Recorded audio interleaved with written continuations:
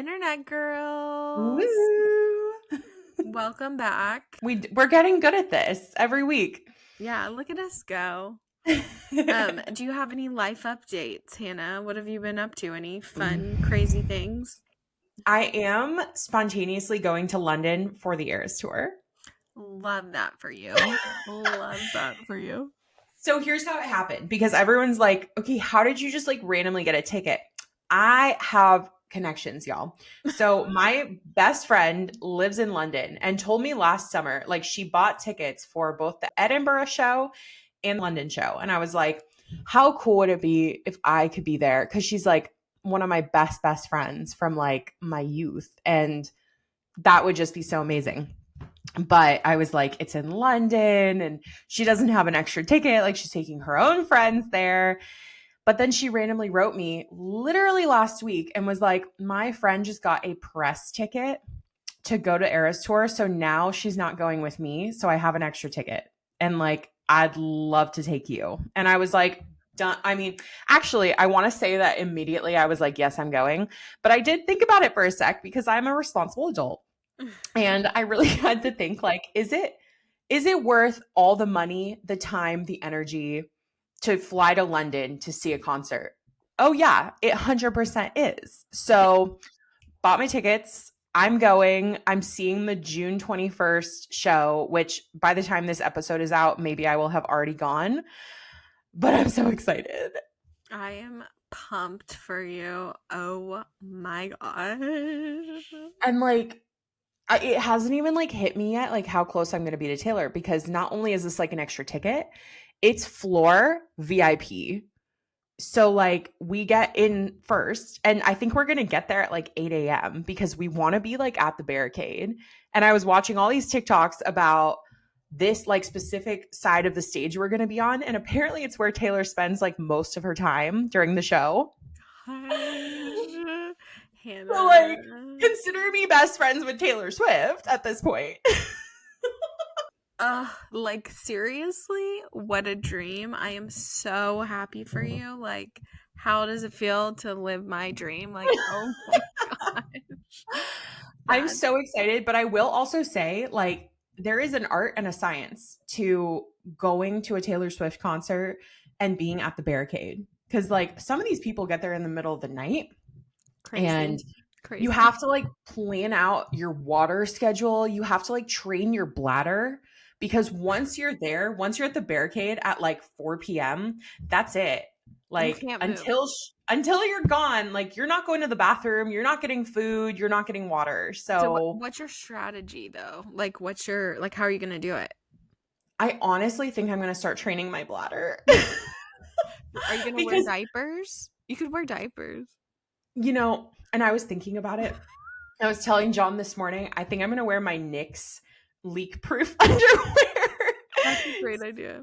Smart, right? Because like you can have your period and beyond that. So like, why can't you just like pee a little?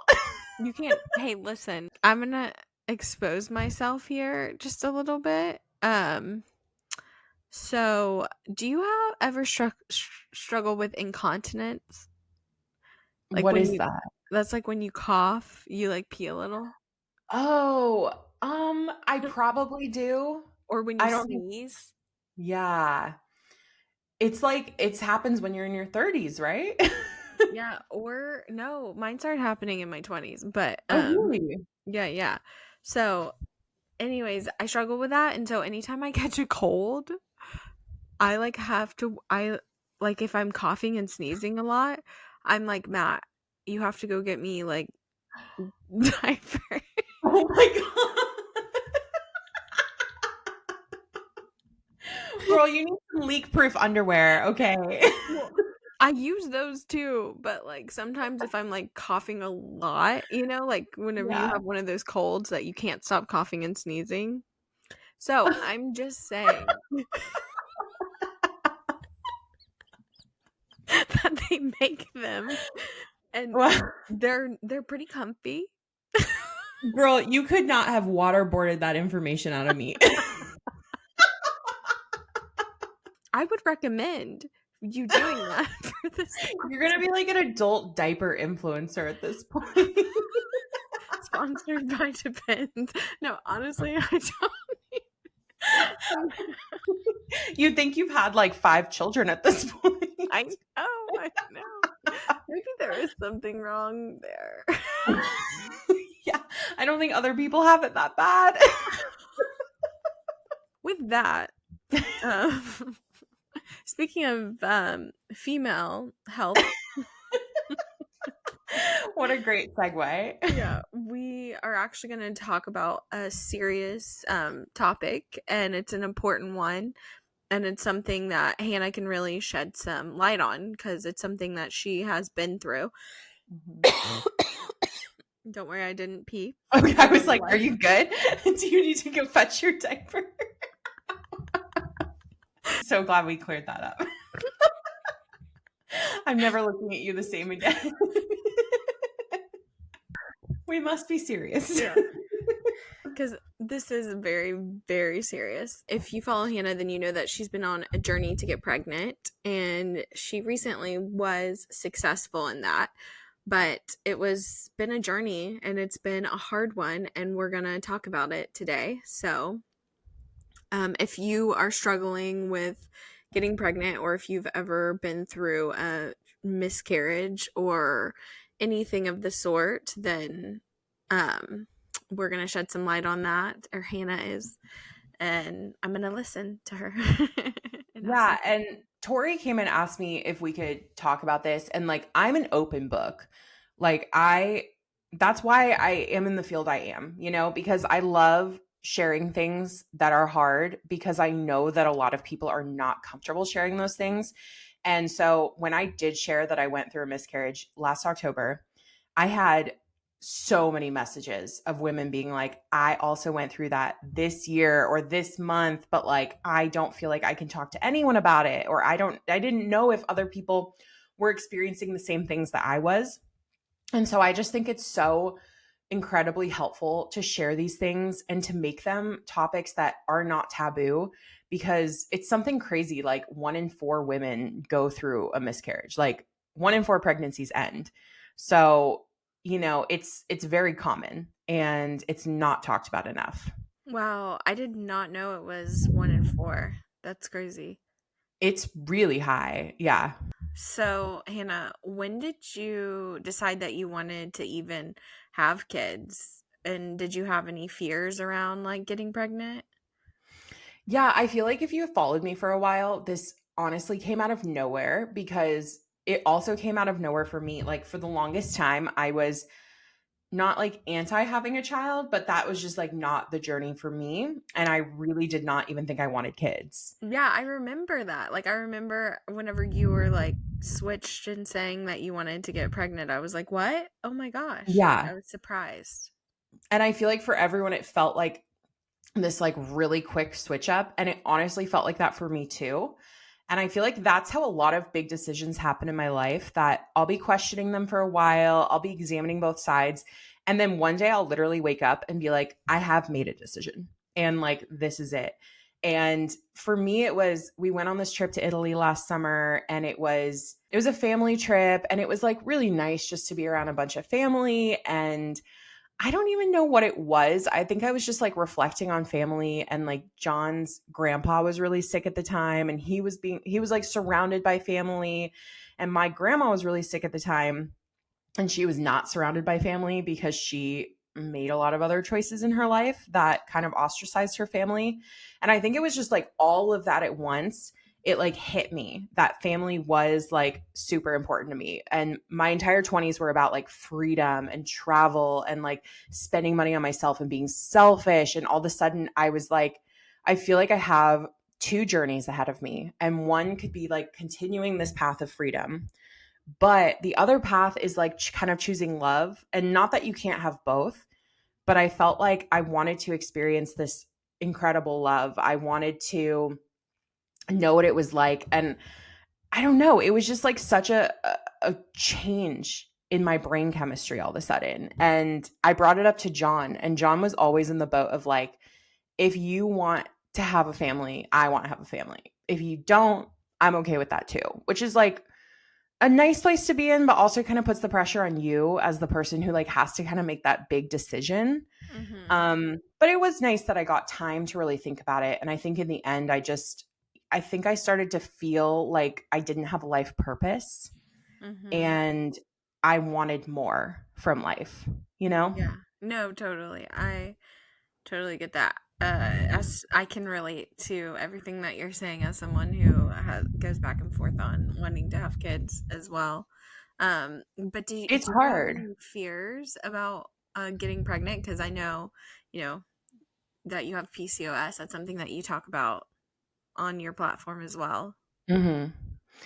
Yeah. I mean, I had fears about everything and I still do. Like, pregnancy is insane. I saw this quote once that said, getting pregnant and like going through labor and everything is like the closest to death you'll possibly ever be because it puts your body through just an insane amount of trauma. And it's like so crazy that women just like do this every day because it's like literally one of the craziest things that you can like do on this earth. So obviously terrifying. No, the thought of giving birth is like that's enough to make you maybe not want to do it. You know? Just the Yeah. thought. Mhm. Yeah, and for a while I was like, maybe we'll just adopt because I'm very pro adoption as well. Like Mhm. I adopted my dogs and I was like, perfect, loved that experience. I think I could also adopt a human. But I do think that there's something about like, combining your love with, the your partner's love and like making a new creature. And it is very selfish. I think having a baby is inherently selfish. Like, and I hear a lot of people say that like not having kids is selfish. I actually think having kids is the more selfish choice, even though then you kind of have to like devote your life to them. But yeah, I don't know. It's scary. I never understood that take of like not having kids is selfish. Like I get it for like because there's kids who need to be adopted and things like that. But as Mhm. far as like not having kids being selfish, I'm like, who is it selfish to? To who? Like, Right? like Like that we makes don't need more people. yeah, that makes no sense. If you Um, think that our population needs to grow, go to a big city. Like you will no seriously. longer think that. Seriously. How long did it take you to get pregnant? And what did you do to like try to help that process since you do have PCOS? Yeah, this is my favorite topic. Sponsor me Macaroot. So I started this process last May. So it's been a year of trying.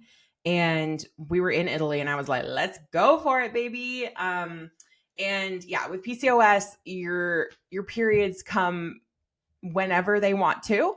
And a lot of people with PCOS don't ovulate regularly. So I knew that that was something I had to tackle. And I actually came across a video on TikTok. Her name's Camilla. We're like literally friends now. I love her. And she's the one who was talking about Macaroot and how she found this amazing supplement called Macaroot and she got pregnant so fast. And she has PCOS and she's overweight and she lives in the UK where with their healthcare there, like they wouldn't just put her on Clomid, which is like the fertility medication that you can take to like help you ovulate because she was overweight. And she was like, honestly, I think that's bullshit. Like, you can still get pregnant and have a healthy pregnancy if you're overweight, as they would consider it. And so she found Macaroot. She got pregnant with that like very quickly. And I was like, excellent. I need that.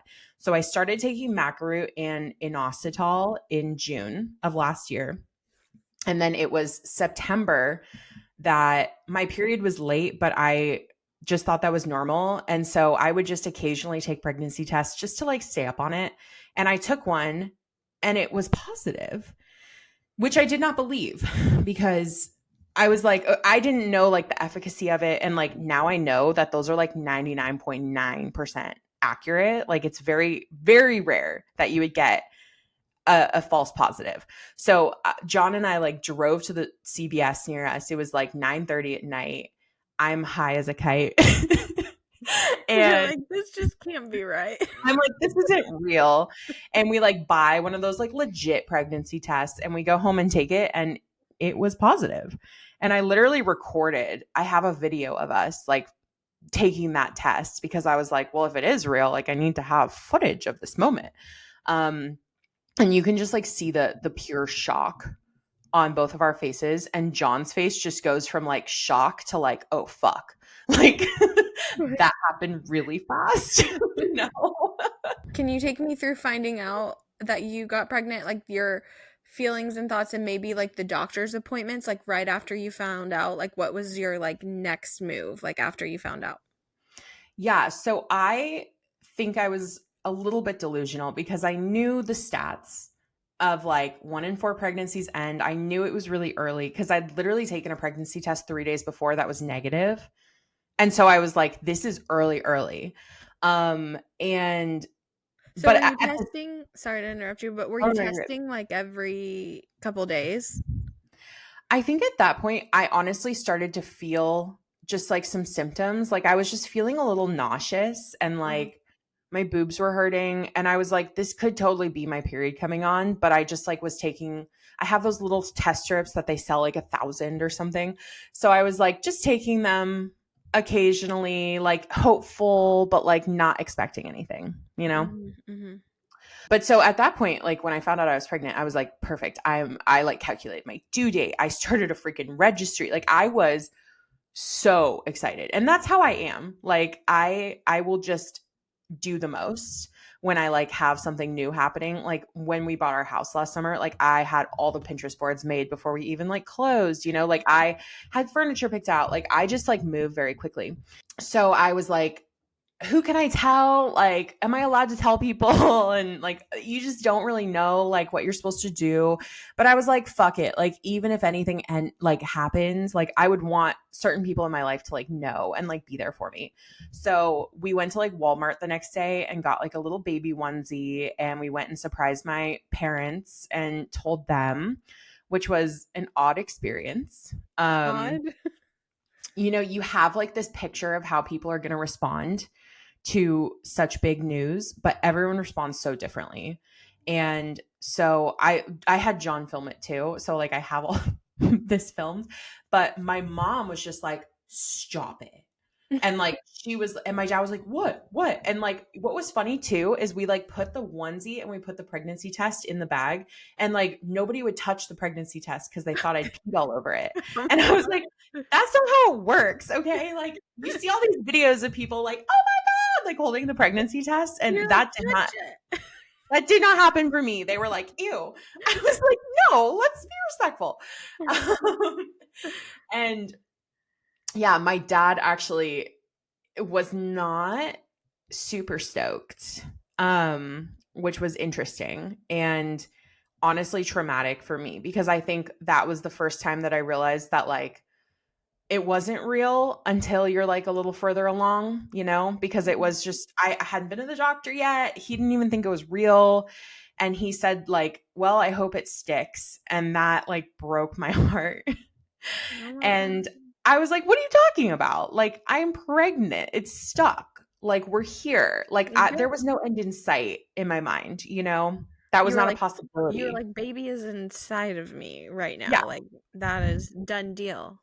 Baby is growing. And I think that he was also a bit apprehensive of like, oh my God, you're going to have a baby. Like, that's a lot of work. And so he kept saying, like, you know, that's really hard work. And I was like, yeah, I do. Like, I'm 29 years old. Like, I know, I know. Yeah, yeah. I'm sure it's hard as parents though to conceptualize like because I'm sure to like your parents, like no matter how old you get, you're still just like a little girl, you know? Right. It's like So their baby's having a baby. yeah, so I think it's like hard for them, some people to conceptualize that like, oh wow, Hmm. like wait, you're having a baby? What? You know?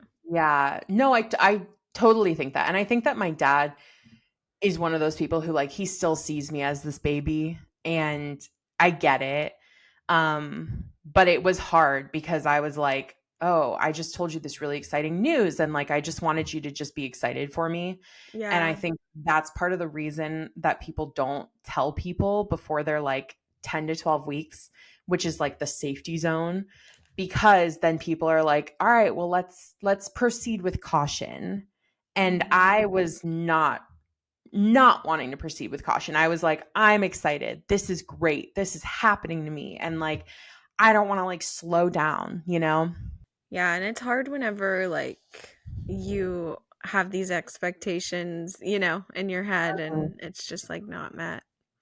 But Yeah.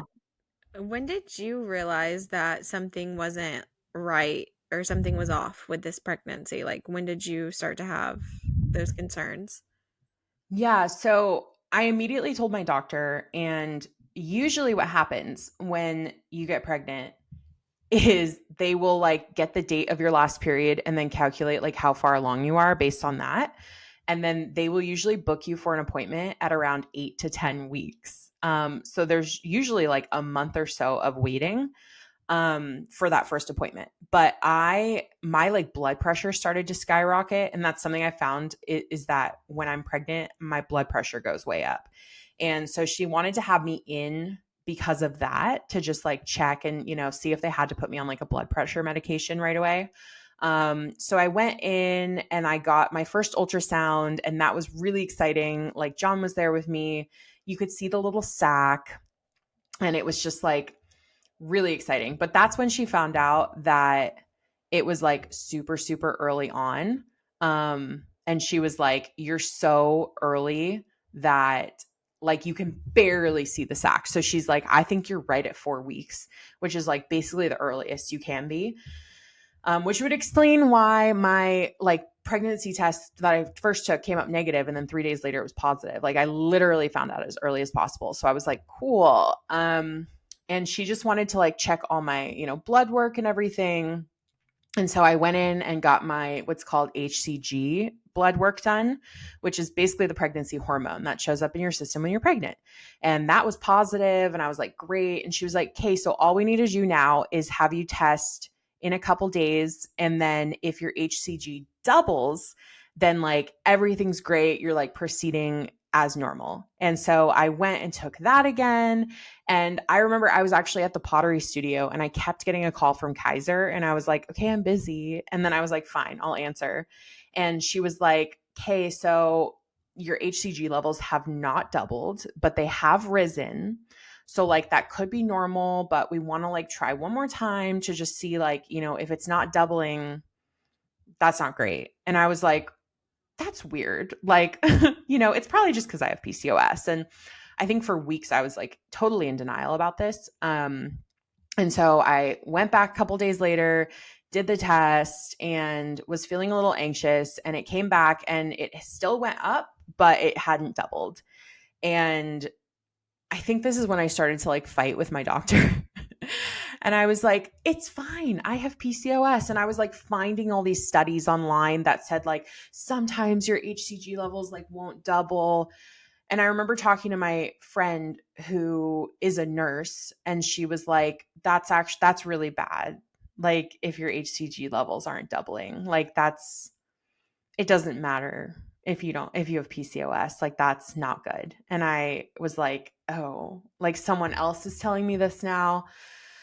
Ugh. So I think that's when it started to hit me that like something could be wrong. And when I say like I don't think I've ever felt so low in my life, which is like so interesting because I did not expect that. And I just gotten pregnant. So it wasn't like it was like I'd been planning for months or anything. Like it was this new thing. But I would just sit there, unable to think about anything else, unable to do anything else. I couldn't watch TV.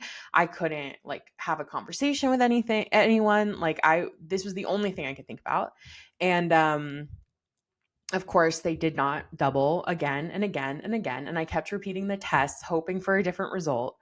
And it didn't give me that. So I actually had a couple other ultrasounds, and that made it so much harder for me because things were progressing. And so I feel like that was not good for my denial mindset, because you could see like the next ultrasound, like there was more of a sac. And then the next one, they thought they had heard a heartbeat. And I was just like, oh my God, like things are actually okay. And then like a couple hours later, they'd be like, no, things are not okay. And so it was just this constant, like super, super highs and then super, super lows. And so that it just like took everything out of me, to like feel so excited about something and envision like a whole new life that you're going to go on and circle the date on the calendar and like all this stuff. And then just be told, like, no, it's actually not progressing. Yeah, I'm so sorry. Thank you also just like for sharing this with us because I know that it's like hard to talk about. So I just want to say thank you. And I hope, and I'm sure this is going to help a lot of girls feel not alone in what they're going through too. I Uh, hope it does. And I think what was hard for me, and I know that this is hard for other women too, is to realize that we were not the reason for this. Like that's what I had really had to come to terms with was, well, what did I do? Like, what could I have done differently? Like, I just like not a woman who can like carry a baby? Like, it just makes you feel less than human. But I had to like really come to terms with the fact that like it was simply just a non-viable egg. And like that's all it was. And there was nothing I could have done at all that would have changed this scenario. But I think for most women going through this, like that's the hardest part is like realizing that you're not at fault. And so like if you are listening to this and you've gone through this as well, like it was not your fault. And like there is nothing you could have done, and don't beat yourself up. Um and yeah, I hope it will happen for you just like I hope it will happen for me. what were some of the physical and emotional challenges you faced like during this time, like physically on your body, like going through like getting pregnant and then the aftermath? Yeah, it was weird like how many symptoms I felt so early on. Like nausea I had a little bit of, and I definitely had like some food aversions. Like I remember this one day I woke up so hungry, and so I made like all these eggs and toast and like put some hot sauce on it, and like I had this whole great meal, and as soon as I finished I went and like threw up. And like could not eat eggs again after that. So like that was weird that I would wake up starving. And I think that's when I like started taking these like pregnancy tests, because I would wake up and it was like an insatiable hunger where I was like, if I do not eat right now, I will like vomit and die. Like I just like need to eat food. So I was like hungry all the time. Slight nausea like in the mornings, especially when I was like brushing my teeth. My boobs hurt so bad. Like that was like I couldn't hug people because it would hurt so bad. Which was very interesting. So I feel like now every time I'm like, do my boobs hurt? Like that's like first Your symptom, telltale sign. my telltale sign. And I hear that from a lot of women that it's like the breast tenderness is like one of the first things. That was intense. And just like I don't know, for some reason, like mentally, once I found out, I was in a cloud. Like I didn't care about work. I didn't want to do anything. I didn't want to see anyone. I didn't want to go anywhere. All I wanted to talk about with it was this. Like that was it. So that's kind of what I experienced in the first few weeks. And then my body naturally miscarried, which I was grateful for, because the alternative was, I don't even remember what it's called, but there's like a procedure where they basically go in and like take out all the tissue. And it's like pretty invasive and like just not fun. And so they were like, you might have to do that, but because you're so early on, you might not. I can't even imagine women who have carried for a couple months having to go through something like that. That's just No. horrible. They basically give you, or they gave me the abortion drug. Um, so that's what women would take if they wanted to abort their pregnancies. I obviously did not. But I am pro abortion. So like you do you. Yeah, don't get I'm it pro abortion. twisted. I'm pro choice. Yeah. What? I said don't get it twisted. We are Don't get pro it choice. twisted. We are very much pro choice. Um, but yeah, so I had to take that and I was really nervous about it. And then yeah, my body just like naturally like expelled everything, and it was like a heavy period. Went on for a couple days. And At, besides that, I was just incredibly depressed. But at what point did did your doctor say, okay, you need to take this? You know? I think it was I had a final ultrasound with my doctor, and that one was really hard for me because I went alone because John was at work and it wasn't like an exciting ultrasound, you know? And she was like doing the ultrasound and she thought she'd heard a heartbeat. And so she literally called another doctor in as like a second opinion. And so I was sitting there like, oh my God, like things are actually good. Like I've been going through all this craziness, but like things are fine. Like they hear a heartbeat, you know? And it turned out it was my heartbeat. So I don't know how they got that twisted, but it was at that point that she was like, yeah, things are not progressing. Like we can see it on the ultrasound and like we could schedule this or like your body's probably just going to like naturally miscarry. And that was on like a Friday. And then by Monday, my body started like naturally miscarrying on its own. I see. I see. And so at what week was this? Like from the time you found out? So I found out like right at 4 weeks. And I think this was like maybe 2.5 weeks later or 3 weeks later. Mhm. Mhm. So it was still pretty early. Yeah. But that's still like, I'm sure like those weeks probably felt like months, years, They really did. They a really did. lifetime. And it's just like, it's hard. It's kind of like when you're buying a new house where you have to like emotionally invest yourself in it and you're like making an offer and you're like, okay, I can see myself here. I can picture which rooms are going to be which. I can see like my kids running through the backyard. And then like if you don't get your offer accepted, you kind of feel some heartbreak.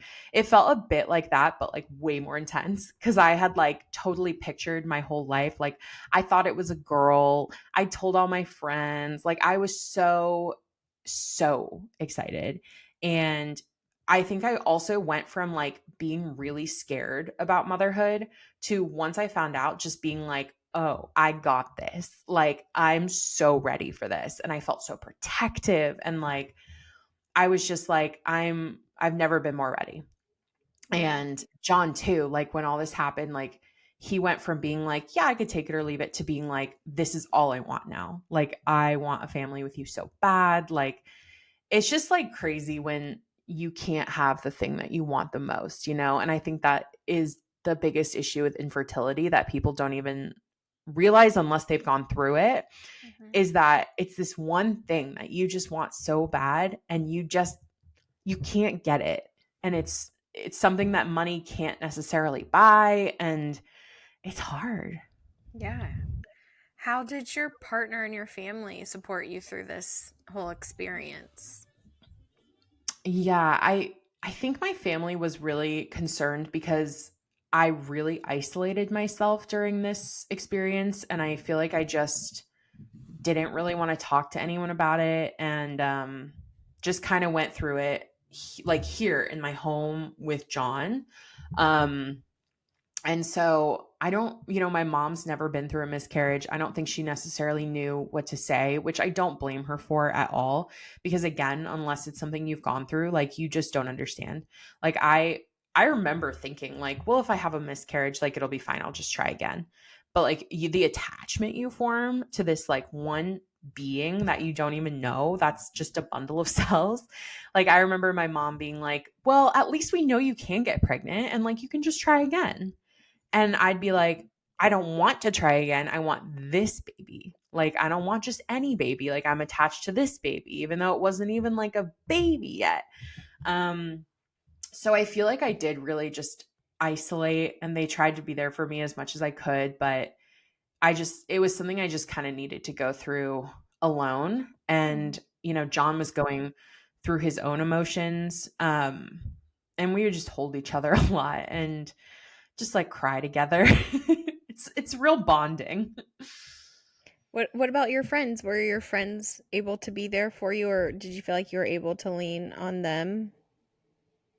Yeah, I mean, I had you and like again, I think it was just something that I just really needed to like go through internally.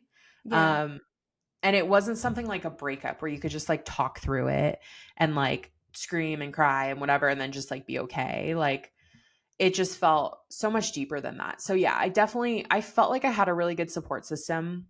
Mm. And also like when I did share this on social media, like the outpouring of love, cuz like my video went viral on Instagram, it went viral on TikTok, and I think what helped most for me was the women who reached out and they were like, I've also been through this and I felt all the same things as you. And that was almost the most helpful because then you just don't feel alone.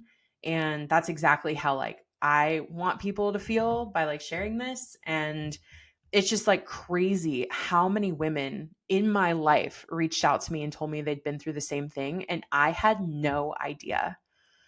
And that's just like what's so crazy is people do not share this. And I Yeah. think they should.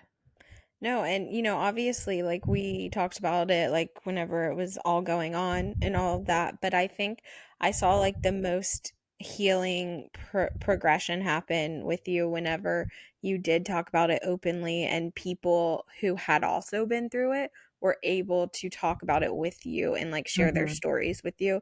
I feel like that was like your turning corner, like from where you were in like such a dark place about it, where I saw you like get a little bit more of your light back because I don't know, you were just able to see like other people had made it through, or that's Mhm. just like an observation that I had made whenever you were going through it. And I remember thinking like after like a week of grieving, and this is how I've been with like deaths in my family too. Like I was like, "Okay, I'm ready to get back to my life." Like I'm ready to not wake up with this incredible sadness like on my chest. And I just felt like I was ready to move on. And I think it's so important to like let every individual going through something like this to like come to it on their own terms. And Mhm. like for me, it was like a week. And not to say that I haven't like felt still really immense sadness about it, but like for me, that was the time when I was like, all right, like I need to start like building up my life again. Like I need to get a new calendar and like, not delete the apps and not think about this anymore. And like grief is not grief Linear. is it's not linear. And so there have been times like this last weekend, Mother's Day, where it's just like hit me like a ton of bricks. And I feel all the same things that I felt when I was like going through it, which is shocking because I'm like, hey, it's been like how many months now? Like a lot of months. It's like almost technically my due date. And so I feel like I should like be okay by now. But I also have to give myself grace and realize that just because I was like able to move on in the moment doesn't mean this is like something that's not always going to be with me, you know? Oh, 100%. 100%. And you did, I mean, you handled it very, very well. So you should give yourself a lot of credit for that. Thank you. I And tried. but what do you think helped you the most? Like for other people that would be like a tip for them whenever you were in like your dark place and going through it. Like what do you think is was the most helpful? Honestly, I think just allow yourself to like go through the movements and the motions and like allow yourself to like scream and cry. And like if you like just you wake up again and you cannot do anything but like cry, like let yourself do that. And then when you do wake up that one day and you feel ready to kind of start moving on from that, then reach out to people and like have a support group, whether it's sharing this story with the internet or like sharing this story with just a couple close friends or your mom or your partner, whoever it may be.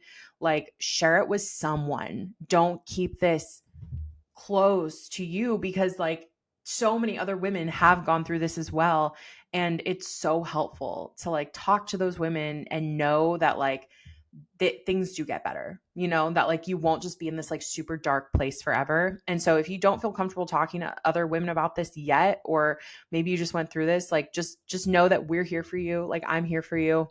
My DMs are always open, and if you do want to talk to someone about this, like I'm here. But I think sharing your story with other people is so important. Totally. And were there any like resources that you found like during this time, like maybe like website support groups or like books or anything that you found like particularly helpful? Or do you think that there's a lack of that? Like, what do you think? I did try a book that was all about like going through a miscarriage and like grieving that like other women had actually recommended to me. And I'm really glad it helped them.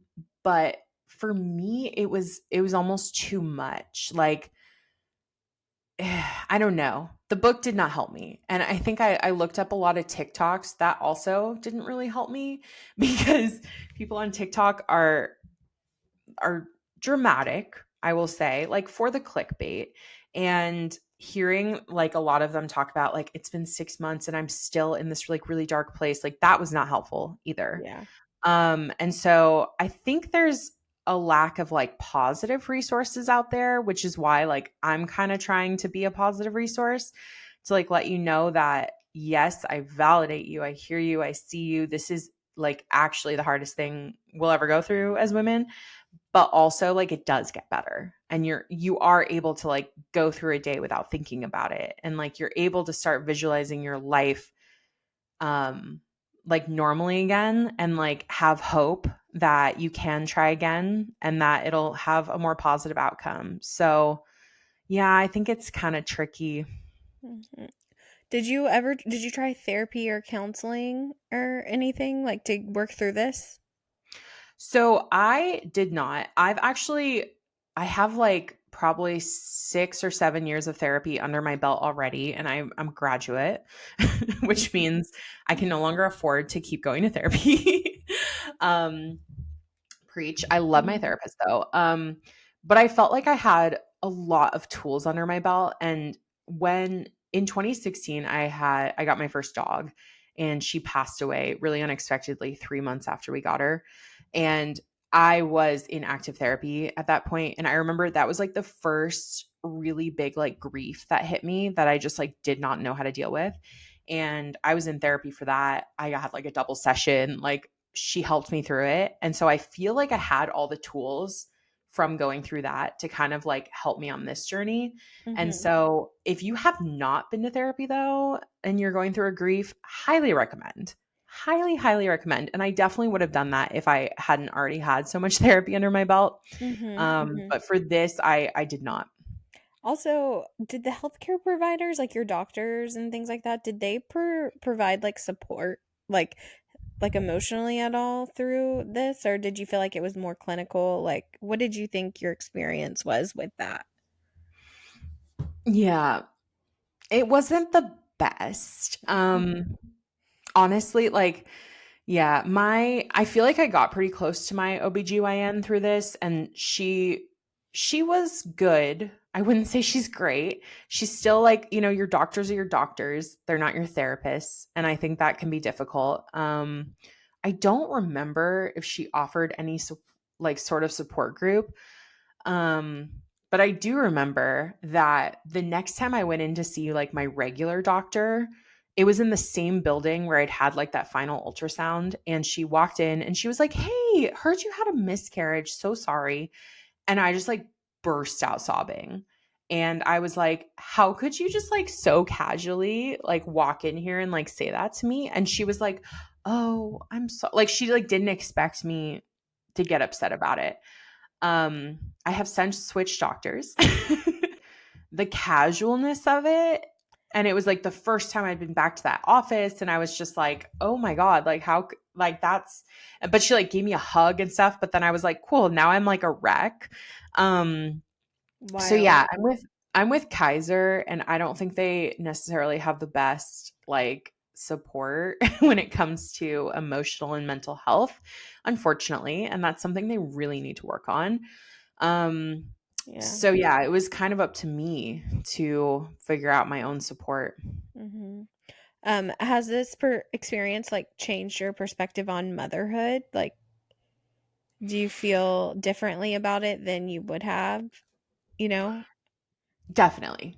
And I don't want to say I'm glad I went through this at all, but I will say that like getting pregnant so easily and then like getting excited and like all this, like I don't think I even almost realized like how precious this is, this experience.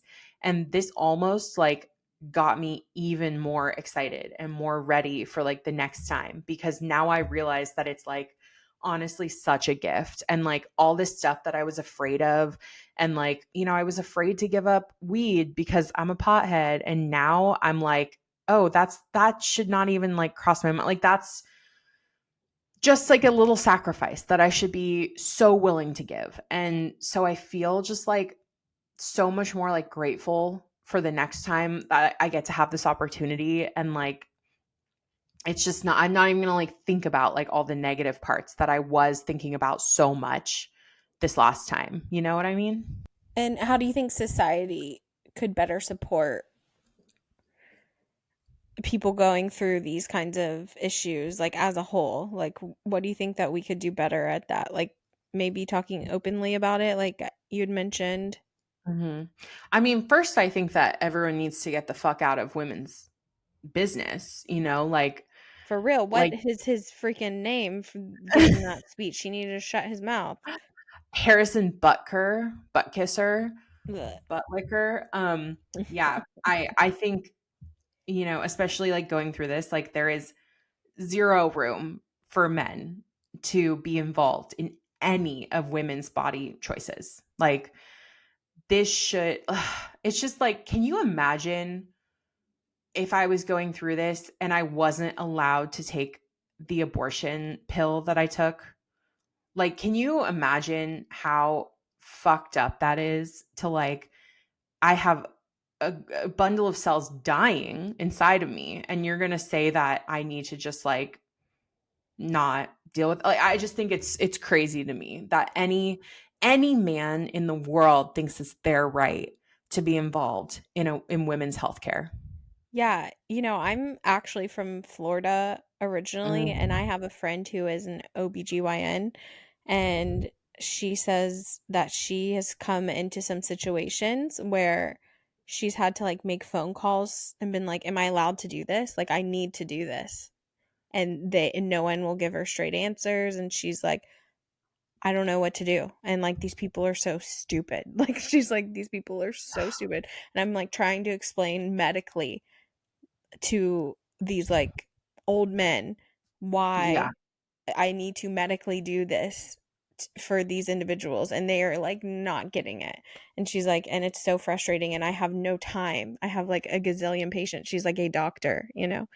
It's that's insane. mhm. I think it's horrible, horrible. Like, first off, if you are pregnant and you do not want to be pregnant, that should be your choice. You should not be forced to have a child, which is so traumatic, and then to raise a child. Like, there is no reason for that.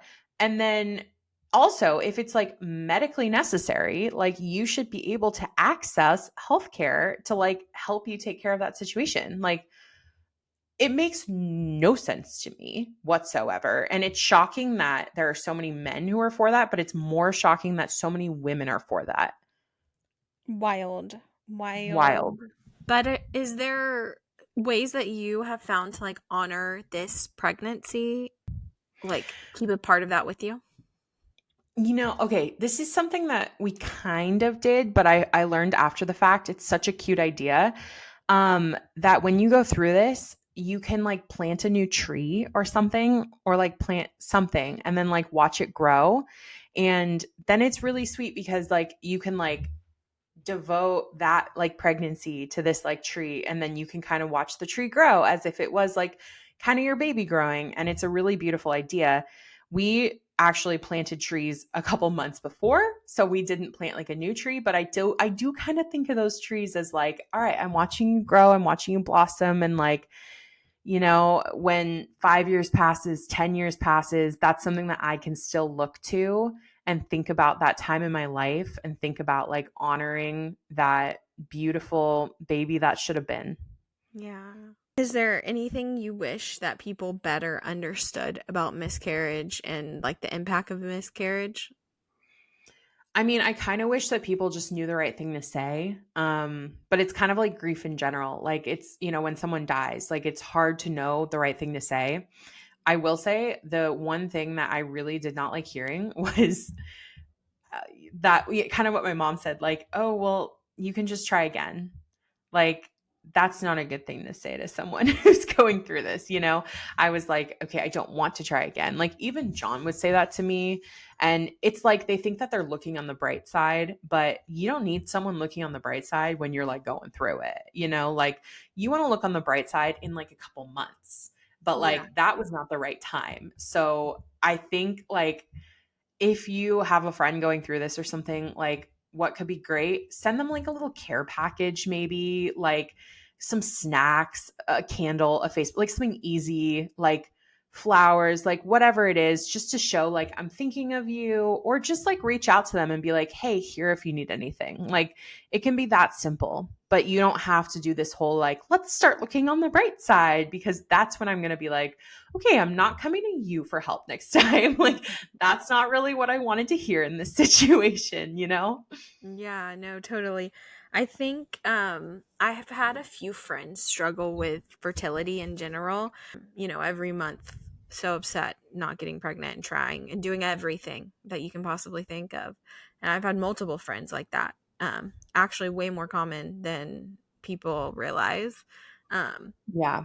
and until you like have someone close to you go through something like that, you don't realize how touchy of a subject that this is and how sensitive and how delicately it should be handled, this Hmm. whole kind of issue. Like, not to say that that's the same thing as going through a miscarriage, because it's not, but just walking through trying to conceive as a whole should be handled so delicately and with Yeah. like great care. And you shouldn't just be saying the first thing that comes to your mind. Exactly. You got it. You understand. Yeah. Sharing your story definitely helps your healing process. We already talked about that. You said you had an outpouring of people um, supporting you. And do you think that being so open about it is something you would encourage other people to do? I definitely do. I mean, I think, I've always been an open book with this stuff. I will talk about anything pretty much. And I know that some people are a lot more private. And I just think like only positive things can come from sharing your story. And that can be like further human connection. Someone could, tell you something that you never thought about, or like share a great resource with you, or like there's just like nothing like being surrounded by, especially like female friends, like caring for you in a time that you just really need support. And you're not going to get that unless you do share your story. And so I think that's the hardest part about healing sometimes, is like you have to have the courage to like share this stuff with at least a select few people who can really be there for you in order to heal. And if you just keep all of this locked in and you don't talk about it at all, it's just going to be so hard to heal from that. So moving forward, what's the plan? How are you feeling? Give me the Yeah. deets. I'm feeling good. I'm feeling positive. We've been trying for a year now and we had some success. And so I feel confident in my body. I'm on a real like health journey right now, and it has nothing to do with losing weight, but it has everything to do with just making sure that I am healthy for pregnancy. And this is something I didn't really do last summer that I'm really excited I get to do now. I have an amazing team of doctors that I'm working with. And yeah, I feel really positive. I'm still, nervous about actually getting pregnant, because I see so many people go through a miscarriage and then they don't get pregnant again, which is like a big fear of mine. But I still do feel like it's going to happen for me, and it's going to be the right time, and it's going to be magical. So, I'm really excited. John's really excited. Tori's really excited. Yeah, Aunt Tori. what Auntie Tori. what messages of hope or like encouragement do you have for other people who are going through this or trying to conceive or just in this whole kind of world of pregnancy and all of that? I think like try to start looking at this like you're such a badass for going through this because this is seriously one of the hardest things in the world like ever to go through.